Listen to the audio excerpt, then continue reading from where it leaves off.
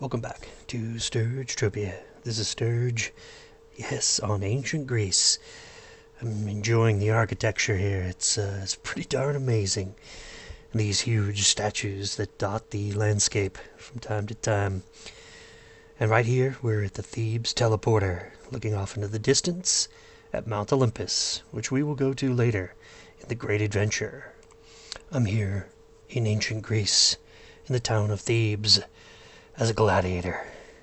Nothing but my skivvies and a falcata to start my adventure, to look around, to see what this place holds in store for me.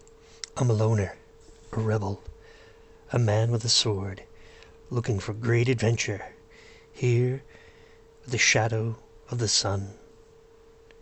I'm looking for Badiatitis. This is the NPC, the man that will give me the adventure I'm looking for. Badiatitis will help me fight the Gorgon. That's right, all silliness aside, all you need to do is come to ancient Greece, come to the Thebes teleporter, run over here and talk to Badiatitis, and he will give you the Gorgon mission to get you into the wave. And then from there, it's all up to you. You will have to do what no other person has done before. Well, maybe a few people have done before. Yes, that's the whole plan. To get on and into the Gorgon wave. So let's get to it. Before we go too far, I do want to talk about Next Island Helper. Come to the Next Island Helper and go to Gorgon. Getting into the Gorgon wave. This is going to be an invaluable tool to you throughout this particular mission. And you could just follow, certainly, the Next Island Helper methodology here and do just fine. But I'm just going to show you and highlight it a little bit because there are a few nuances that seeing in video form helps a little bit. So you don't actually go to Badiatitis first. You start the journey on ancient Greece in Orpheus's cave and you speak with a Haruspex elder there. What I wish I had for you was video capture of that dialogue with the Haruspex elder. I've since deleted it. I started this mission in January of 2020, and that video just didn't make it, which is too bad. And also, from that video, one of the things that I discovered was where you can mine for Blood of the Gods, which I'll show you in just a moment. You don't actually have to do that on ancient Greece, but again, that video is sort of deleted. So come to Orpheus's cave, speak with your Haruspex elder to get started, and then you're off to meet Badiatitis. And Badiatitis is going to give you a blueprint for a block chisel, which you're going to need later. And then there are a few things that he's going to say he wants you to do. He wants you to kill a certain number of Cyclops only, to get a certain amount of points toward getting the vellum. You're going to mine for Blood of the Gods, which you can do on ancient Greece, as well as Secret Island, and you're going to craft 3 block chisels and give them to Badiatitis. Given that I don't have the footage of my mining efforts to gain the Blood of the Gods, let me just say quickly, it was really straightforward. Once I found the first one, I found the other 2 very, very quickly. And that was really very nice. So hopefully you'll find the same results here on ancient Greece. Like I said, if you're on Rocktopia and you're on Secret Island, Nevernight Champions Park is where I found my Blood of the Gods. I don't know why that crosses over still. It does, but I think you should probably come to ancient Greece and mine here as well. I think that's the better option because this is an ancient Greece mission after all, not a Secret Island mission. So please come here and do that kind of mining, and then you'll once you have that, we move on to the actual Cyclops part and the block chisels, which I found actually considerably challenging in comparison to finding Blood of the Gods. Now let's take a quick look at the hunting of the Cyclops to get enough points, which is the 2,000 points, to acquire the vellum.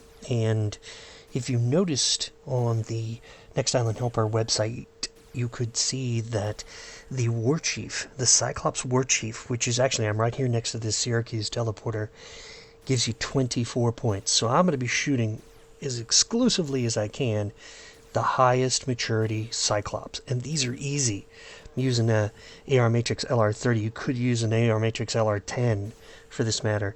But it's pretty quick if you're using a higher DPS weapon, something around 40 DPS. So it crushes it very, very quickly. As you can see, I'm just shooting these advisors, but the war chiefs, I'm going to get 24 points for each and every one of them, and that's going to make this a very, very quick process. And by quick, I mean this session that I've edited down was only 7 minutes long, and I gained more than 1,000 points in 7 minutes using that AR Matrix LR30. And I started with 61 ped, and I'm going to walk away with 64 ped. So pretty good loot return as well, and I get the Vellum right there, the last one. And I overkill a little bit, but that's okay. I don't mind. The first session I think I did maybe 20 minutes each. I tried it with different weapons to see which ones worked better, but this turned out to be a really good way to do it. So once you finish those points, you automatically get the Vellum. And make sure you don't TT it, no matter what. Don't even do it accidentally. Same goes for Blood of the Gods. Don't TT it. Hold on to it. Now my advice is to start by doing the Cyclops first, because you're going to get a lot of wrist guards, Cyclops wrist guards, and you're going to need those to create the block chisel. And the other mission to do is Sebastian's Find, which is a daily to get the Elysian Tech chip. Then you're going to have to mine for iron ingots, and you're going to need to do the daily Lesser Elysia challenge to get Lesser Elysia.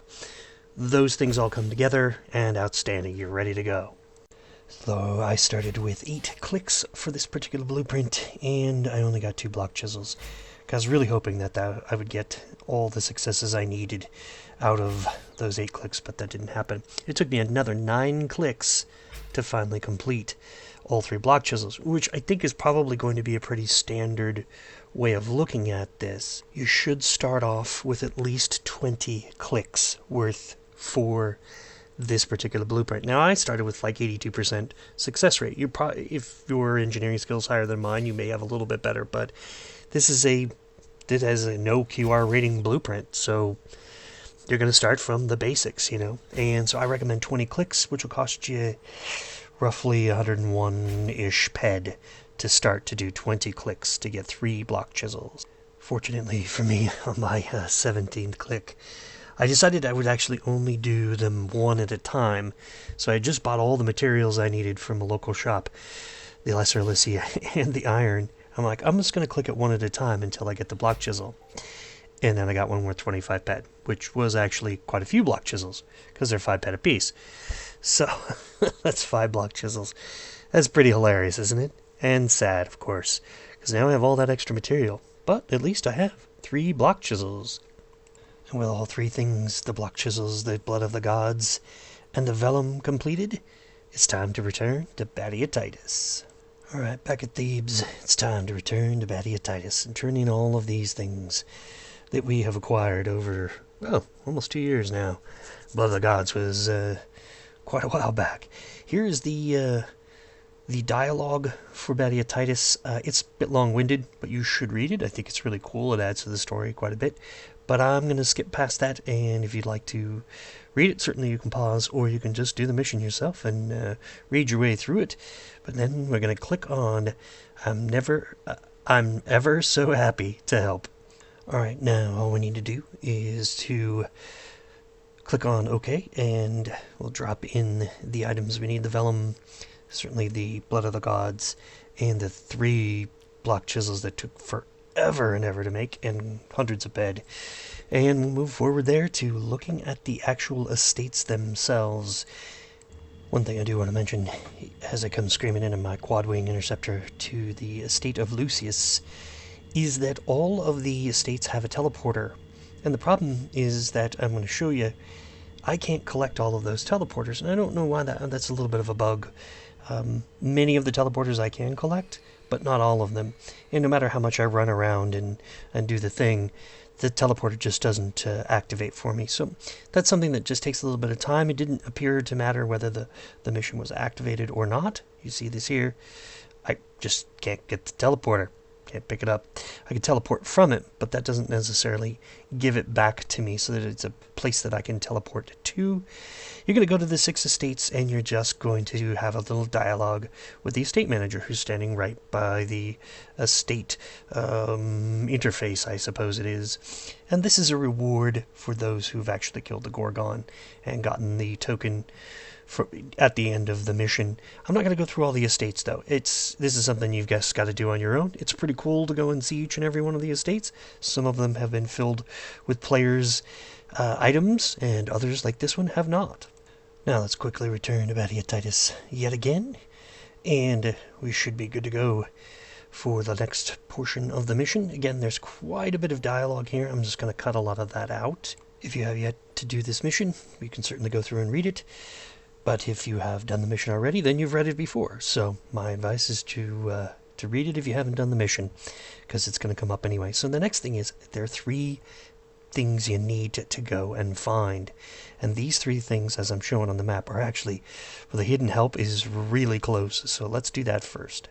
If you're standing here at the Thebes teleporter, you're basically just going to be facing back toward the Thebes. It's sort of to the south, to the Thebes market. And you're just going to run over here to the right and jump over this wall. Actually, jump right down. It's off in the corner. I actually had a hard time finding it at first because it didn't render very quickly, even though I ran over here. It's because I have my draw distance all the way down. So objects quality is low, but there it is in the corner. This is the first of the objects you're going to need. Click on this, and that'll get you the hidden help. Kind of a cool looking snake there. Next one caught me off guard. Actually, I used the Next Island Helper website to find this one because I came over here and I didn't see it. And I was like, wait a minute, it's in the water. And sure enough it is. It's the lost gift down here in the water. Yeah, that's, so if you're wondering, that's the reason I'm going through it. Because, at first it wasn't obvious. The next waypoint you're going to want to go to is Mount Olympus. But if you go there, Zeus is going to kill you, because he's standing right at the teleporter, which happened to me. I cut that out, but I chose to go to the Larissa teleporter, which is the nearest one, and then fly my way in with my Sleipnir. Use the Kraka, whatever you want, whatever works best for you. But I would just recommend doing this, because Zeus will pop you anyway. And given that this particular box is not actually near the teleporter, it's 160 some meters from the teleporter, it's easier to just simply fly in from the Larissa teleporter to pick this up, because the Lord of the Sparkles is going to bring down some fire and brimstone, some lightning on your head. And there we go, back to Badiatitis. Now this time I hope we're worthy. We found the keys, we're ready to go. Give it to us, Badiatitis. Get us to the Gorgon. And of course we'll go mongoose that snake. That's pretty confident, huh? What do you think? There we go. It's time to head over to the Knossos teleporter. Here at Knossos, we can see the warships anchored just off the shore and off in the distance what appears to be the cave entrance, and hopefully the Gorgon. Here we are at last, the Gorgon cave, and this is my first time being here. Looks pretty darn cool. Even the columns are decaying. But we're here to talk to Marcus Aurelius, because he is going to help us figure out what we need to do next to get to the Gorgon. Now there's, again, quite a bit of dialogue here. I do recommend reading it. It does explain a good portion of what's going on and what happens now that you have given the elixir, the book, and the gem to Marcus Aurelius. And Marcus Aurelius is going to explain to you the wave event, and that's really what you want to do. That's why this mission is so cool, is because now you have access to this wave event to kill the Gorgon, and the Dark Queen shall be your enemy. And that's as far as I've gone with this particular mission. We've completed this particular part. We now have access to the Gorgon waves, which is super cool. All you need to do is bring 10,000 sweat and give it to the statue to start the wave. And all that's left for me to do then, I guess, is to beat the Serpent Queen, to defeat the Gorgon herself. But that's going to have to happen way, way down the road, because I don't have the skills or the armor to come in here and even fight one of the waves, for that matter. So we'll have to do that in the future, in a different video. But for now, I'll just have to scout the area and see what I can find. Stay tuned for more of the Gorgon.